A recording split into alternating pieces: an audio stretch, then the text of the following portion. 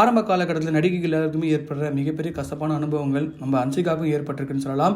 இதை தொடர்ந்து பார்த்தீங்கன்னா நிறைய படங்களில் கமிட் ஆகி அந்த படங்கள் நடித்த ஹீரோக்களே இவங்களை வந்து டேட்டிங் அழைத்ததாக வந்து சமீபத்தில் இவங்க கொடுத்த அதிர்ச்சி தகவல் தான் வேற லெவலில் ஹிட் ஆயிருக்கு.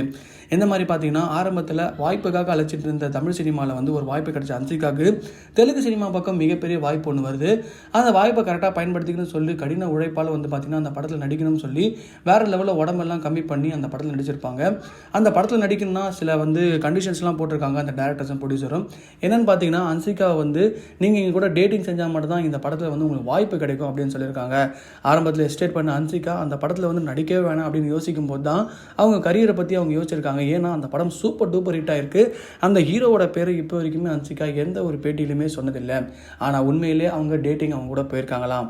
டேட்டிங் போனது மட்டும் இல்லாமல் பல முறை டேட்டிங் செஞ்சு அந்த நடிகர் வந்து அன்சிகா வந்து பல முறை துன்புறுத்தியதாக சமீபத்தில் பேட்டியில்